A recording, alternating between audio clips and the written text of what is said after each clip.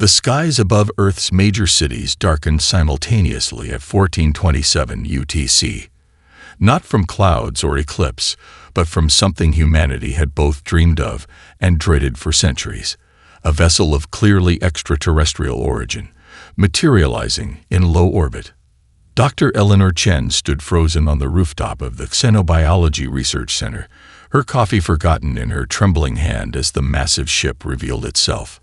Nearly 2 miles long, the vessel resembled a crystalline cathedral more than any human spacecraft.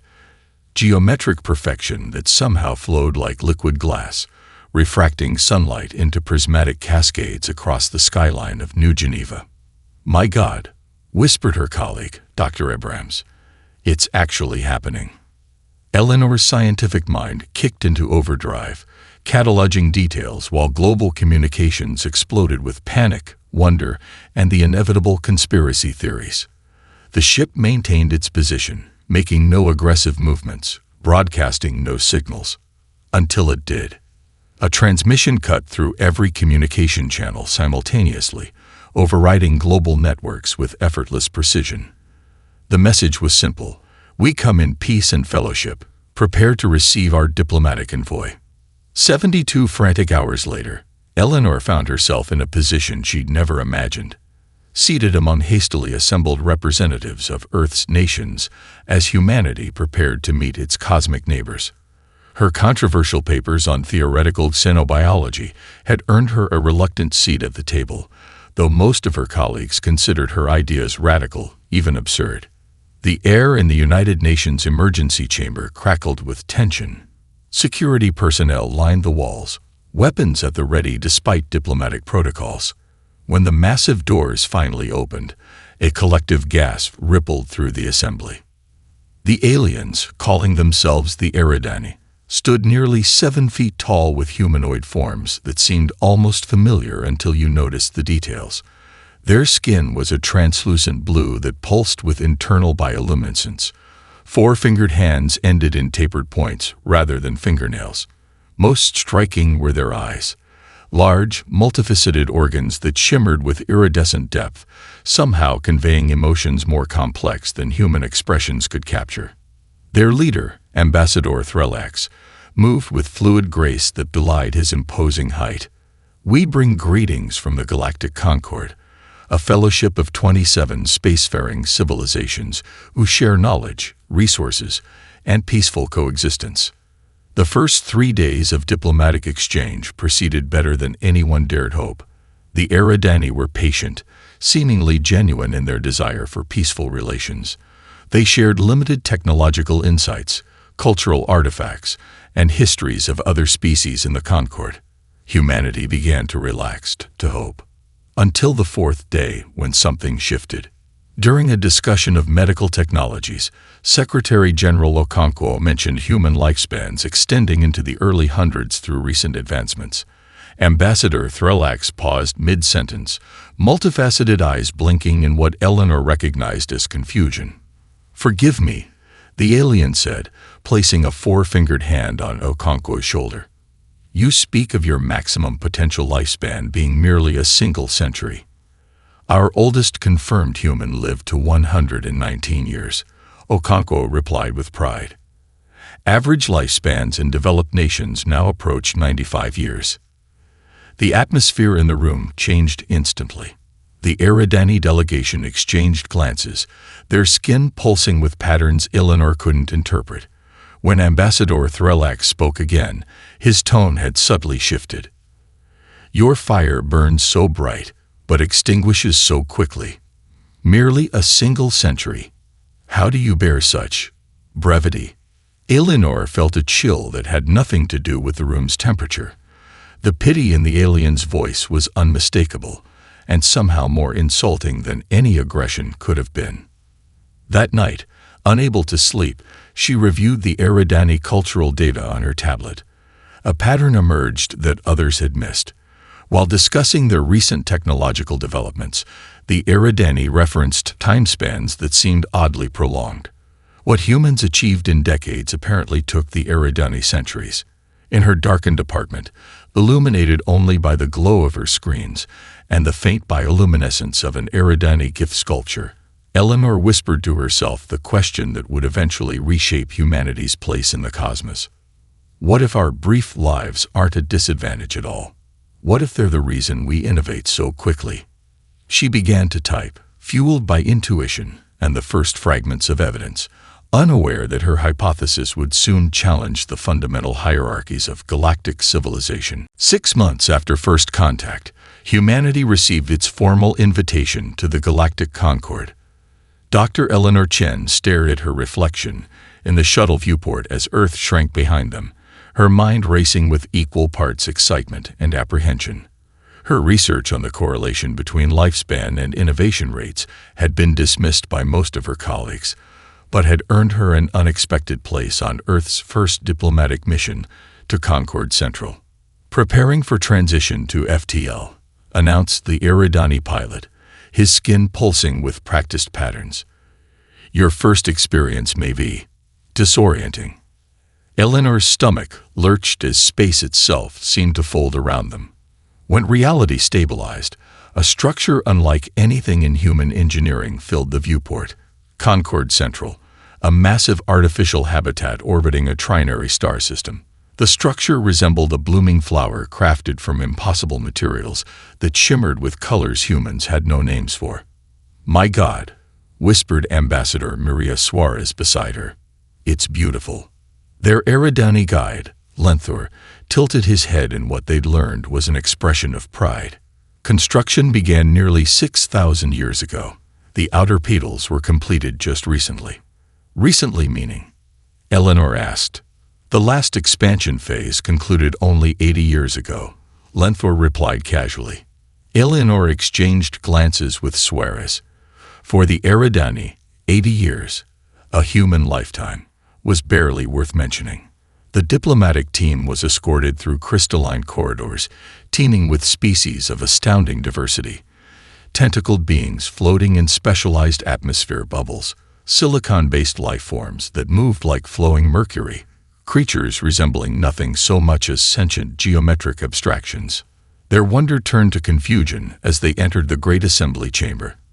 The cavernous space stretched impossibly high, its transparent dome revealing the three suns in spectacular alignment.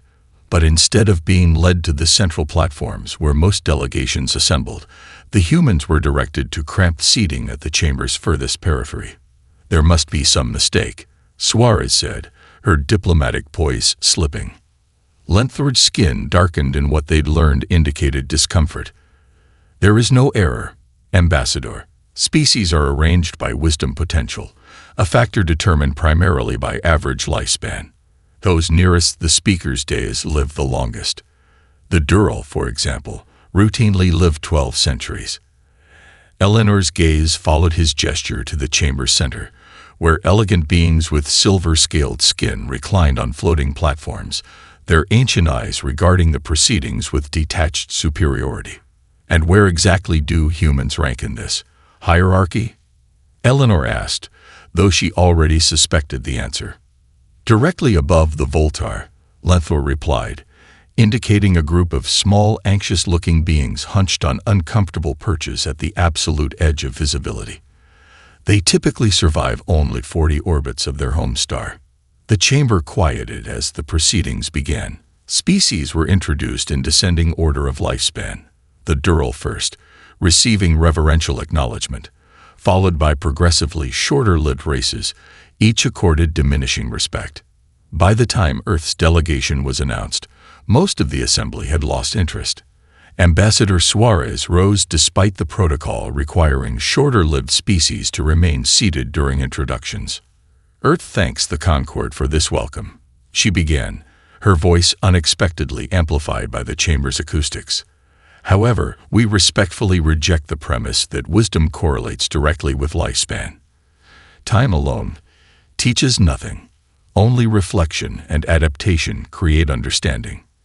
The chamber fell silent, then erupted in chittering sounds that the translators struggled to convey: amusement, dismissal, and something bordering on offense. A Dural representative rose languidly, silver scales catching the light. Your enthusiasm is charming. When your species has existed for more than a cosmic eye blink, perhaps you will understand the value of patience. After all, what lasting contributions could beings of such brevity hope to make? As the assembly returned to its agenda, Eleanor slipped away, her security credentials granting her limited access to the Concord's scientific archives. The database terminals towered in a vast, silent chamber, offering knowledge accumulated over millennia. Her fingers trembled as she entered her search parameters. Technological development rates correlated with species lifespan. The holographic displays flickered with thousands of data points spanning dozens of civilizations across millions of years. As patterns emerged, Eleanor's breath caught. The correlation was unmistakable and completely contradicted the Concord's hierarchy. The shortest-lived species consistently demonstrated the steepest innovation curves, while the longest-lived showed plateaus spanning centuries. They've built an entire galactic civilization on a fundamental misunderstanding, she whispered to herself. Behind her, unnoticed, a security camera tracked her movements. In a distant monitoring chamber, an ancient Dural observer watched with narrowing eyes, scales darkening with concern. 3 years after Earth joined the Galactic Concord, Dr. Eleanor Chen found herself running through the crystalline corridors of the monitoring station, her heart pounding not from exertion, but from what she'd just witnessed on the long-range sensors. "Ambassador Suarez," she called out, bursting into the human diplomatic offices without ceremony. "We have a situation." Maria Suarez looked up from her conference with Earth's scientific attaches, immediately recognizing the urgency in Eleanor's expression. "What is it?" Eleanor activated her datapad, projecting a three-dimensional model of a nearby sector. 2 neutron stars collided in the Viridian sector. The gravitational waves alone are catastrophic, but it's the radiation burst that's the real problem. Her fingers manipulated the projection, highlighting several systems in the path of the expanding disaster. Eridania Prime is directly in the radiation path. 17 million colonists. Suarez's expression hardened. "Have you alerted the Concord Emergency Council?" "That's just it," Eleanor said, her frustration evident. "I was at the monitoring station when the alert came in." The Eridani representative immediately classified the information and said it would be brought to the council's attention through proper channels. "How long do we have?" Eleanor's projection zoomed in on the radiation wave's progress. 57 days before Eridania Prime becomes uninhabitable. Maybe less. What followed was humanity's first real introduction to the Concord's crisis response protocols, a meticulously developed system designed by species who measured their lives in centuries rather than decades. The Emergency Council, composed primarily of the longest-lived races, convened 3 days later in their meditation chamber. The Dural representatives floated in anti-gravity pools designed for their comfort during extended contemplation. The Eridani sat in recursive meditation postures, their skin barely pulsing, a sign of their deepest concentration. Eleanor and Suarez were permitted to observe but not participate, relegated to uncomfortable platforms at the chamber's edge. "We must first establish a complete understanding of the neutron star's composition before modeling the exact radiation spectrum," intoned the ancient Dural chairperson, scales glimmering in the chamber's soft light. "Agreed," responded the Eridani representative. "I propose a preliminary study committee with a 6-month investigation period." 6 months. Suarez whispered to Eleanor, horrified. "The radiation reaches Eridania Prime in less than 2. The Dural chairperson's ancient eyes shifted toward them. "The human observers will remain silent or be removed. Crisis management requires careful deliberation, not hasty reactions." Days became weeks. The council formed committees. The committees established subcommittees. The subcommittees drafted preliminary investigation parameters. Meanwhile, the radiation wave continued its inexorable advance across space. On Earth, a different approach unfolded. Eleanor's research team worked around the clock in a laboratory renovated specifically for this crisis. Holographic projections filled the room. simulations of radiation shields, cellular protection mechanisms, and evacuation logistics. Run it again, Eleanor ordered, eyes burning from sleeplessness as she studied their latest shield configuration simulation. Increase the density in the theta quadrant by 7%. Dr. Yusuf Rahman, their radiation specialist, manipulated the parameters. That's pushing the material tolerances to their limits. I know, but we need maximum protection for that hemisphere. The radiation curve peaks there. The simulation ran, showing the shield network successfully deflecting 94.3% of harmful radiation, their best result yet. At the same moment, in the Concord Council chamber, the Preliminary Assessment Committee presented its first report.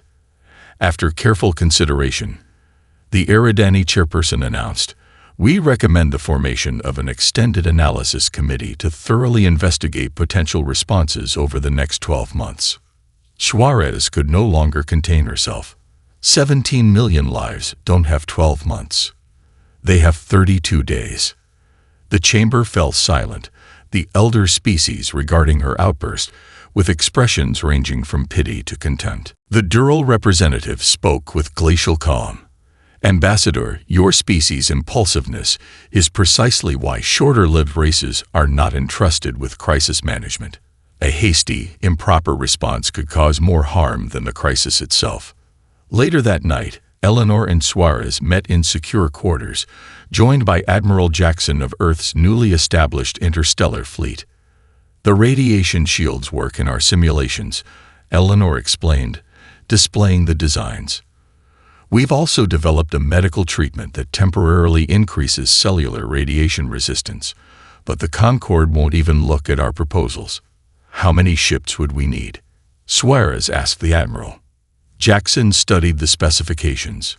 8 minimum, all equipped with our largest fabricators. "You realize what you're suggesting?" Eleanor said quietly. "Direct violation of Concorde directives. We'd be pariahs." Suarez's gaze was unflinching. "And if we do nothing?" On the holographic display, the radiation wave crept closer to Eridania Prime, the countdown timer showing 31 days, 7 hours remaining. Admiral Jackson straightened. "I'll prepare the fleet. Officially, we're conducting deep space exercises. Once the Concorde realizes what we're doing, they'll try to stop us," Eleanor warned. "Let them try," Suarez replied, her diplomat's composure giving way to determination. "I'd rather beg forgiveness for saving lives than receive permission to watch them die." The UES Prometheus dropped out of FTL at the edge of the Eridanian system, its matte black hull seeming to absorb the light from the nearby star. Captain Malik Rahman stood on the bridge, his face illuminated by the soft blue glow of tactical displays, showing 7 other Earth vessels emerging behind them.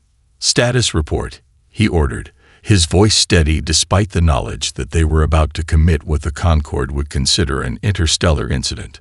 "All ships present and accounted for, Captain," his XO reported. "Shield components and medical supplies intact. Local radiation levels already at 2.7 times normal background. 28 days until critical threshold." "And the Concorde?" 3 monitoring vessels at the system's edge. "They've detected us. Communications incoming." Rama nodded. On screen, the face that appeared belonged to Jujethmar, a senior Eridani Concorde enforcer. His skin pulsed with patterns that their cultural advisors identified as extreme displeasure. "Captain Rahman of Earth vessel Prometheus, you are entering a quarantined system without authorization. The Concorde Emergency Council has not approved any intervention at this time. You will reverse course immediately." Rahman met the alien's gaze without flinching. "With respect, Enforcer, we're aware of the situation. We're also aware that your people have less than a month before radiation levels become lethal. We bring solutions, not interference. Your solutions have not been properly evaluated. The assessment committee projects at least 9 more months of study before." Rahman cut the transmission with a gesture. "Mute all Concorde channels. Proceed to deployment coordinates." As the Earth fleet moved deeper into the system, The situation on Eridania Prime grew increasingly desperate. The colony's elder leadership remained paralyzed, bound by thousands of years of tradition to await the Concord's directives. But among the younger population, whispers of the approaching human ships spread like wildfire.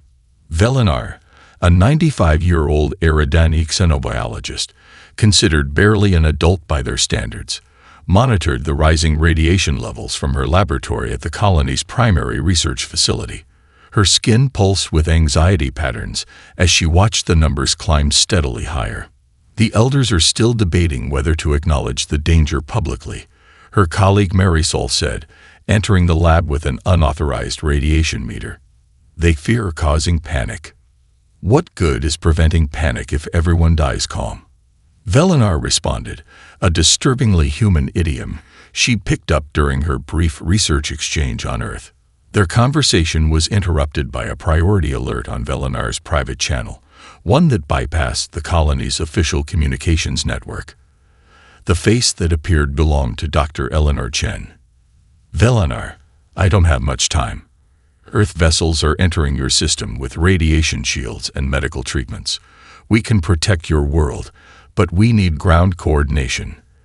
The young Eridani's skin darkened with shock. The Concord forbade intervention. We're intervening anyway. Will you help us save your people, or will you wait for permission to die? The question hung in the air for only a moment before Velinar's skin brightened with resolve. What do you need from us? 12 hours later, Velinar led a group of younger Eridani scientists and engineers to an unused landing facility in the Northern Highlands, far from the colony's administrative center. As the Earth shuttle descended through the atmosphere, she couldn't help noticing the sky's unnatural crimson tint, early signs of the radiation's interaction with the upper atmosphere. Captain Raman emerged from the shuttle, followed by a team of human specialists carrying equipment.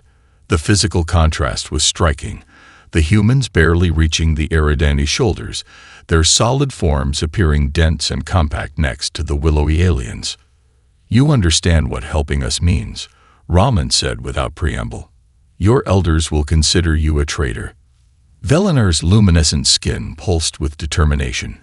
If treason means saving my people, instead of honoring their comfortable path to extinction, then I embrace it.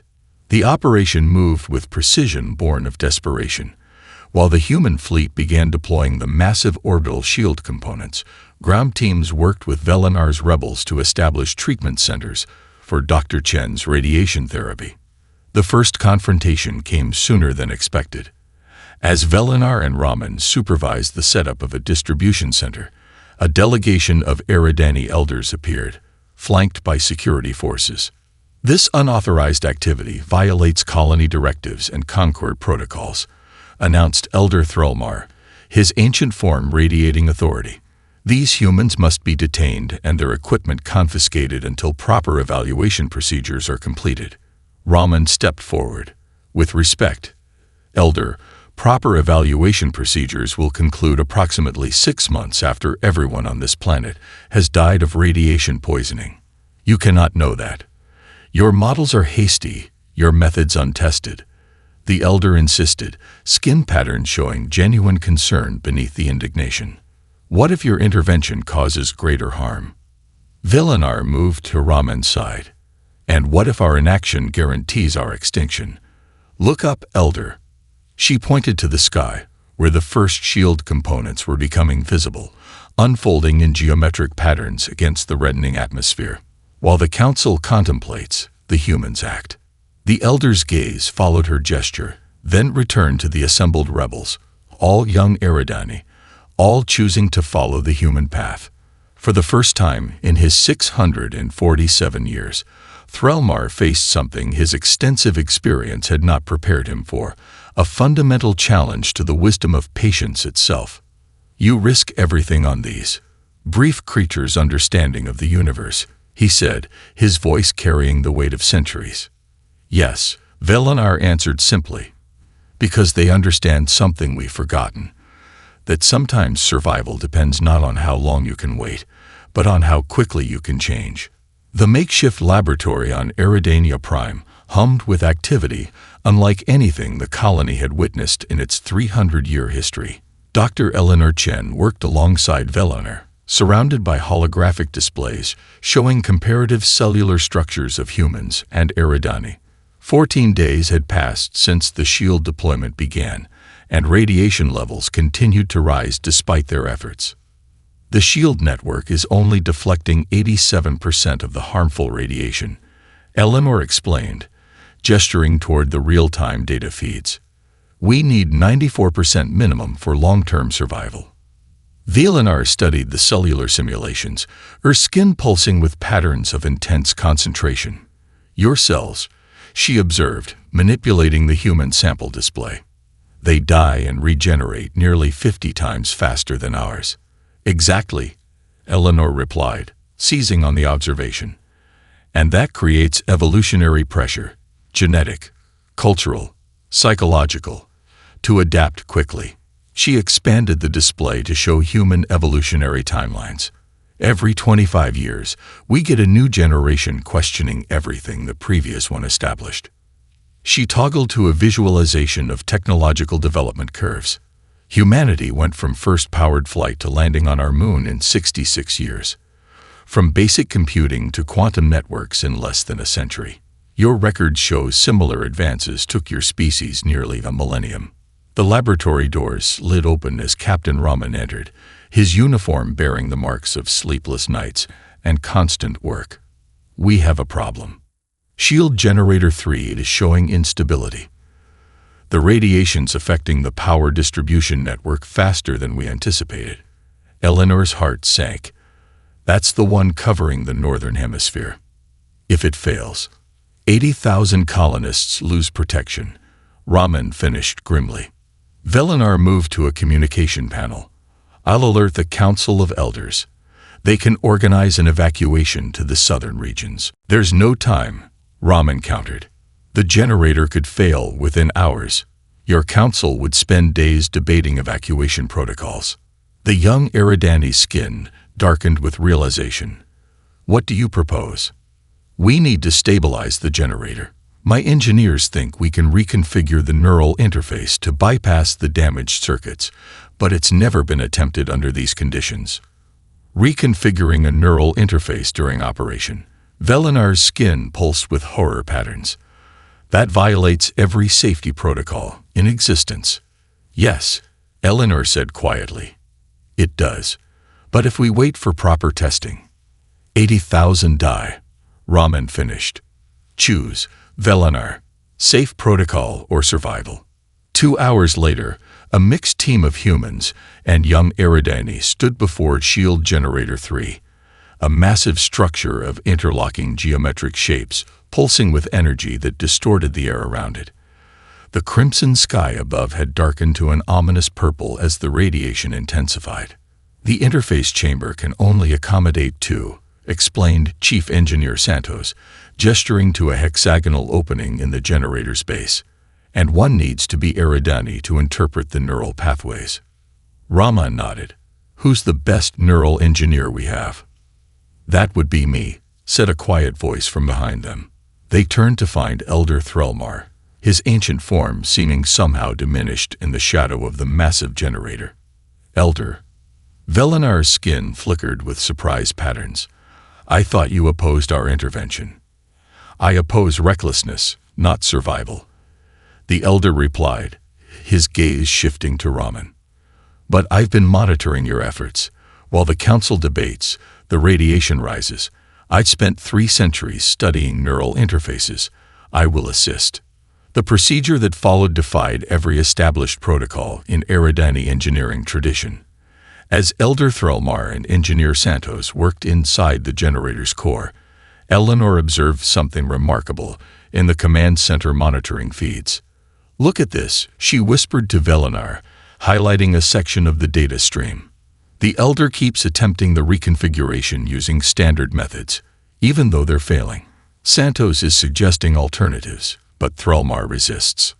Over the communication channel, they heard the engineer's frustrated voice. With respect, Elder, that sequence has failed 3 times. We need to try something different. These are the proper procedures, Threlmar insisted, developed over centuries off. We don't have centuries, Santos shot back. We have minutes. A tense silence followed before the elder spoke again, his voice carrying the weight of someone confronting a truth that challenged centuries of belief. Very well. Show me your method. What followed astonished everyone in the command center. The human engineer's improvised approach, a technique that violated a dozen established principles of neural interface architecture, stabilized the generator within minutes. The shield's integrity jumped from 64% to 92%. As Threlmar emerged from the interface chamber, his ancient eyes held something no one present had ever seen in an Eridani elder: uncertainty. In 300 years of engineering, he said quietly to Raman, I never once deviated from established procedures. Your engineer created a solution I would have dismissed as impossible without testing. Why does it work? Raman asked. The elder's skin pulsed with complex patterns. I don't know. It shouldn't work, but it does. He turned to Eleanor, who had been observing the interaction with intense interest. Perhaps, Dr. Chen, there is something to your theory. Perhaps our long lives have made us too certain of what is impossible. As the shield network stabilized across the planet, Eleanor documented everything. Not just the technical solutions, but the cognitive approaches that led to them. The pattern was unmistakable. When faced with urgent problems requiring creative solutions, Eridani, under 100 years, demonstrated adaptability approaching human levels, while those over 400 struggled to deviate from established protocols. It's not about intelligence, she explained later to her research team. It's about adaptability under pressure. And that may be humanity's greatest evolutionary advantage in a universe that changes faster than long-lived species can accommodate. The central chamber of the galactic Concord hadn't witnessed such disorder in over 15,000 years. Species from across known space crowded the normally sedate forum, their voices rising in a cacophony that the translation system struggled to process. The radiation crisis on Eridania Prime had been contained, the planet saved. But the political fallout was just beginning. At the center of the storm stood Dr. Eleanor Chen, Ambassador Suarez, and Captain Raman, deliberately positioned on the chamber floor rather than in the distant seats assigned to short-lived species. Behind them, massive holographic displays showed the successful radiation shielding of Eridania Prime alongside comparative innovation timelines across species. Silence, commanded High Counselor Vetheran of the Dural, his silver scales flashing with irritation. This emergency session will proceed with decorum or not at all. The chamber gradually quieted, though tension remained palpable. Suspended on his elevated platform, the ancient Dural regarded the humans with narrowed eyes. Earth's representatives stand accused of violating multiple Concord directives, interfering with established crisis protocols, and introducing untested technologies without proper authorization. How do you answer these charges? Ambassador Suarez stepped forward, but it was Eleanor who spoke first. With evidence, she said, her voice carrying unexpected authority. The holographic displays behind her shifted to show Dr. Chen's revolutionary paper, The Evolutionary Advantages of Mortality. The title hung in the air like a challenge to the entire cosmic order.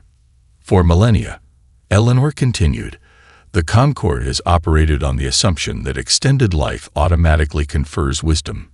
You've built your entire civilization on this premise, arranging your hierarchies by lifespan, with the longest-lived species making decisions for all others.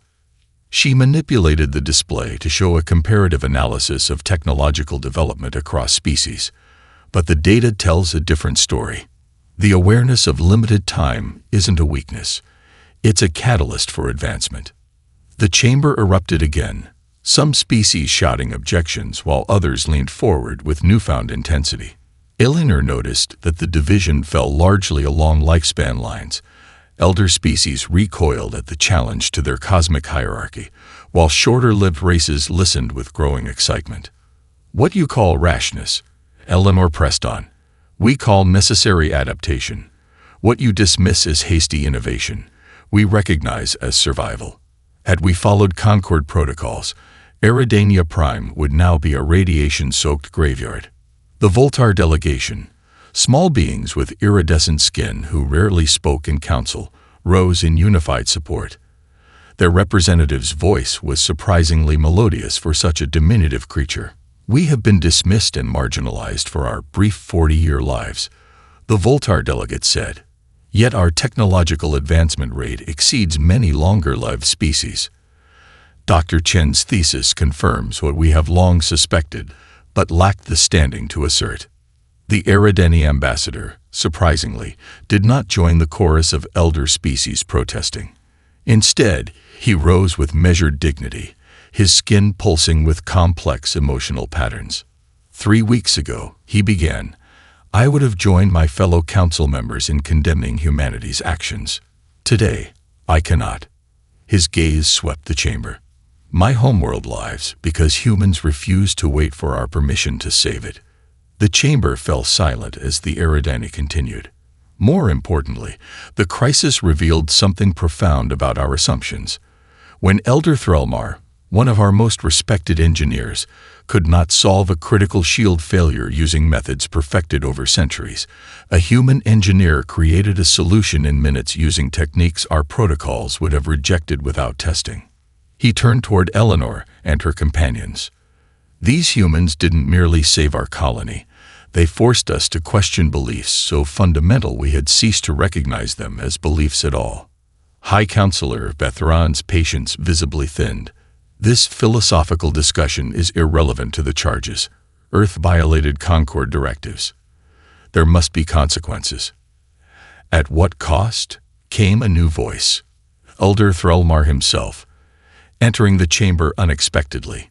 His ancient form commanded respect even from the Dural. "I have lived 647 years, the elder stated. "In all that time, I believed our longevity made us superior. Now I must confront a difficult question.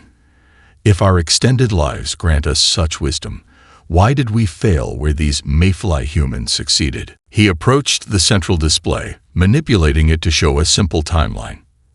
"In the centuries since humanity discovered nuclear fission, they developed technologies that took my people 800 years to achieve. Their brief lives create pressure to innovate, to question, to adapt. While we perfect a single approach over centuries, they explore 100 alternatives in decades." A High Counselor's scales darkened with displeasure. "You suggest we should emulate their recklessness, their chaotic methods." "I suggest," Threlmar replied with quiet dignity, "that there is wisdom in mortality that we long-lived races have forgotten.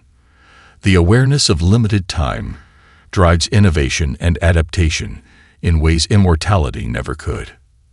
As the debate intensified, Eleanor noticed a subtle shift occurring across the chamber. Species that had never interacted were forming impromptu discussions. The rigid hierarchical seating was breaking down as delegates moved to engage with others based on ideas rather than lifespan. A revolution was beginning, not with violence, but with a fundamental reconsideration of values thousands of years in the making. And at its heart stood humanity, whose greatest weakness had been revealed as perhaps their greatest strength. 10 years after the Eridania Prime incident, the Galactic Concord had undergone significant reforms. No longer were species arranged strictly by lifespan. Representation now followed a more balanced approach acknowledging the complementary strengths of different evolutionary paths. Earth held a position of surprising influence, though not without continued resistance from traditionalists among the elder races. Admiral Malik Rahman, now commander of Earth's expanded interstellar fleet, stood on the observation deck of the UES Prometheus II, staring at a holographic display that filled him with quiet dread. "Show me the progression again," he ordered. His science officer, Dr. Kavita Nair, manipulated the controls. The display zoomed to an obscure system near the edge of Concord space. What began as a strange visual distortion, a rippling darkness consuming an automated mining outpost, expanded in accelerated time-lapse. Within days, it devoured 3 research stations. Within weeks, it consumed an entire moon. We're calling it the corruption, Dr. Nair explained. It appears to be a silicon-based organism, or possibly a colony organism, that consumes technology and incorporates elements into itself.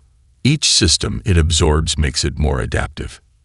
Raman studied the writhing mass of twisted metal and crystalline structures that move with unnerving purpose, tendrils of nanomaterial reaching outward. And the Concorde response. Following established protocols, Nair replied, her tone conveying what they both knew that meant. The preliminary assessment committee has been deliberating for 11 days. How fast is this thing adapting? That's what terrifies me, sir. She brought up a new set of data. The first conventional weapons deployed against it were completely ineffective. The second deployment, using modified energy weapons, damaged it temporarily. The third deployment, just 27 hours later, had no effect at all. It had already developed shields specifically calibrated to those weapons. Raman's expression hardened. It adapts faster than the Concorde can develop countermeasures. Much faster, sir. At current trajectories, it will reach inhabited worlds in approximately 40 days. The emergency session of the Concorde Security Council reflected the organization's partial transformation. The chamber no longer enforced rigid hierarchical seating, but old habits persisted. Elder species still clustered near the center, their voices dominating the initial discussions. The Dural representative, ancient even by their standards, addressed the assembly with characteristic deliberation. This corruption entity presents a unique threat requiring thorough analysis. I propose the formation of a specialized research committee with representatives from our most technically advanced. With respect, interrupted Admiral Raman, standing from his position, we don't have time for committees. This entity adapts to our countermeasures within hours of exposure. By the time your research committee submits preliminary findings, it will have consumed half the Concorde. The chamber erupted in contradictory voices.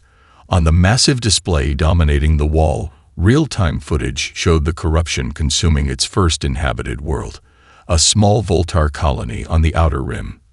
The death toll had already reached millions.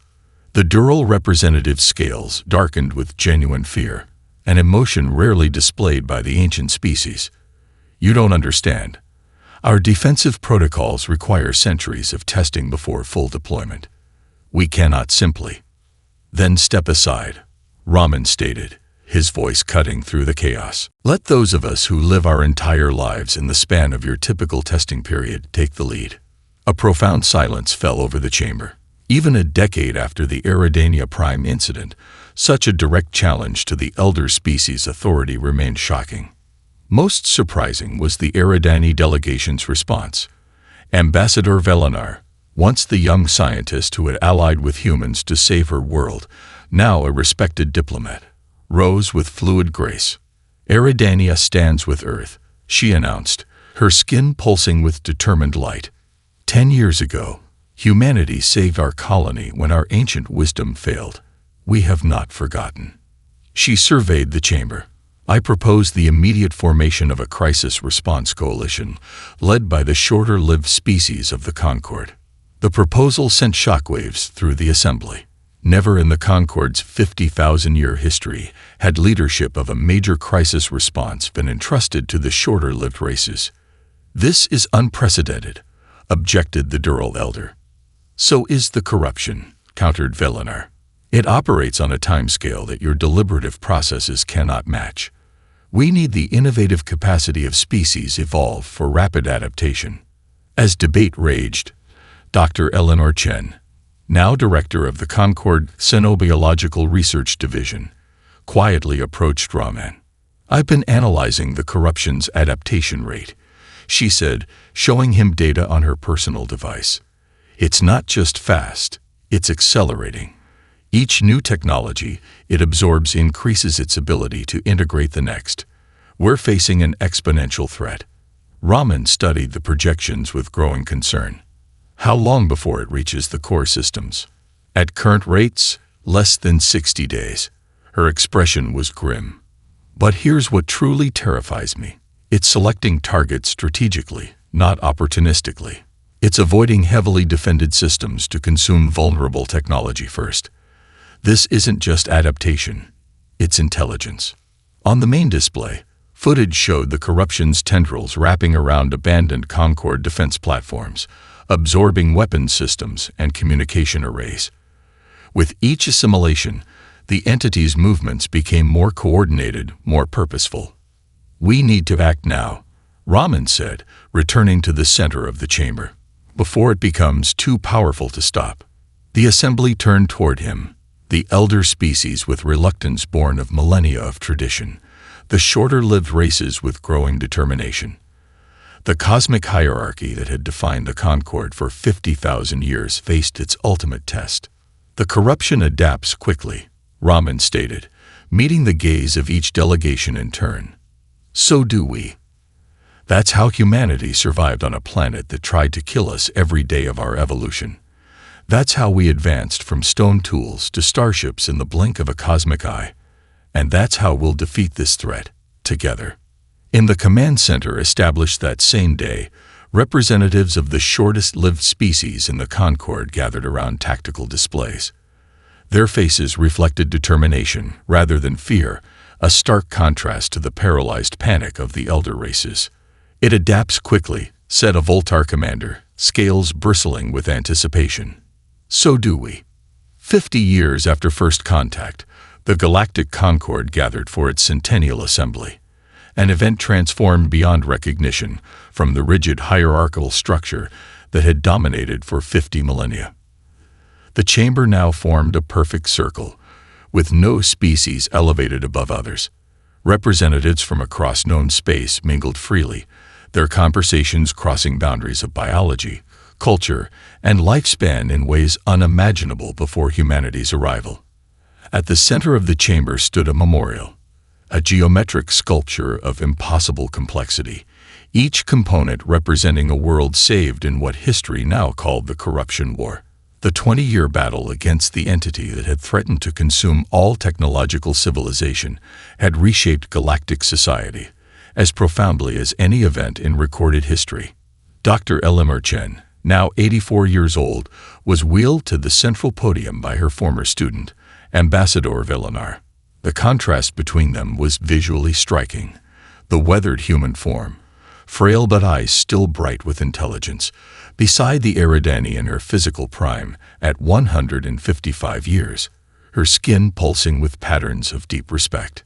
The assembly quieted as Eleanor began to speak, her voice amplified but carrying the unmistakable timbre of advanced age. 50 years ago, I stood before you as a curiosity, a scientist from a mayfly species presuming to challenge your cosmic hierarchy, she began. Today I stand before you near the end of my life, while many of you are still considered young by your people. The chamber was utterly silent, every being present aware of the profound significance of this moment. Elinor Chen had transformed galactic civilization's understanding of evolution, adaptation, and the value of mortality itself. When we first met the Eridani, she continued, they pitied us for our brief lives. How could beings who live less than a century accomplish anything meaningful? What contribution could such ephemeral creatures make to a civilization measured in millennia? Elinor gestured toward the memorial at the center of the chamber. The answer stands before you. When the corruption threatened to consume all technological life, it was the coalition of shorter-lived species that developed the adaptive response systems that saved us all. The camera panned across the chamber, showing how profoundly species interactions had changed. Most striking were the Eridani, whose society had undergone a renaissance, with younger members now holding positions of influence unimaginable before. Beside them sat representatives of the Voltar, once dismissed as barely sentient due to their 40-year lifespans, now respected for their unparalleled ability to innovate under pressure. The Corruption War taught us what humanity already knew, that adaptation, not duration, determines survival. Eleanor continued. The pressure of mortality creates urgency, drives innovation, forces us to question assumptions that longer-lived species might maintain for centuries without challenge. She paused, her gaze sweeping the assembly. Some of you will live for 1,000 years, witnessing the slow dance of stars across the sky. I had only a brief moment, a cosmic eye blink, but in that moment, my species helped change the course of galactic history. From the back of the chamber, Admiral Raman, now in his late 70s but still commanding presence, watched with quiet pride. The fleet he had once led against the corruption had evolved into the Concorde Rapid Response Force, a multi-species organization designed to harness the complementary strengths of both long and short-lived races. The most powerful visual of the ceremony came during its closing moments, a diverse group of children from across species playing together in a memorial garden outside the chamber. Human children, who would live less than a century, laughed alongside young Durrell who might live for more than a millennium. Their differences in potential lifespan no longer defined their worth or status. As Elinor was wheeled from the chamber after receiving the Concorde's highest honor, a young Eridani child approached her with a question that would have been unthinkable 50 years earlier. "Elder Chen," the child asked, skin pulsing with patterns of curiosity, "how do you accomplish so much knowing you have so little time?" The old scientist smiled, taking the child's luminescent hand in her wrinkled one. "That's precisely why we accomplish so much, little one. We don't have the luxury of time, so we make every moment matter. Perhaps that's humanity's greatest gift to the stars. We taught the long-lived how to truly live." Behind them, the chamber's massive viewscreen displayed a newly discovered galaxy waiting to be explored. In the foreground, the integrated teams of scientists and explorers preparing for this next great adventure reflected the new reality. The shortest and longest-lived species working in harmony, each contributing their unique evolutionary perspectives. The final image pulled back, showing Elinor's fragile form against the backdrop of this thriving, integrated galactic civilization, a visual representation of the story's ultimate message. A limited lifespan had left an unlimited legacy. In the observatory overlooking the memorial garden, the eldest of the Durrell representatives, over 2,000 years old, stood in quiet conversation with a human scientist barely 30 years of age. "We thought our lives made us superior," the ancient being admitted, scales shimmering in the starlight. "We never considered that mortality itself might be an evolutionary advantage." "Not superior," the young scientist replied, watching Elinor and the children below. "Just different. Your long lives give you perspective we can barely imagine. Our brief ones give us urgency you struggle to feel. Together, we're stronger than either could be alone." The Durrell's ancient eyes tracked a shooting star crossing the night sky. Brief, brilliant, and beautiful precisely because of its ephemeral nature. Perhaps, the elder being mused, that is the true wisdom of the universe. Not that any single path is superior, but that diversity itself, even in lifespans, creates resilience. In the garden below, Elinor Chen closed her eyes, feeling the warm touch of alien children's hands in hers, and knew that though her own time was nearly complete, humanity's contribution to the stars would continue long after her brief flame had flickered out, not despite their mortality, but because of it.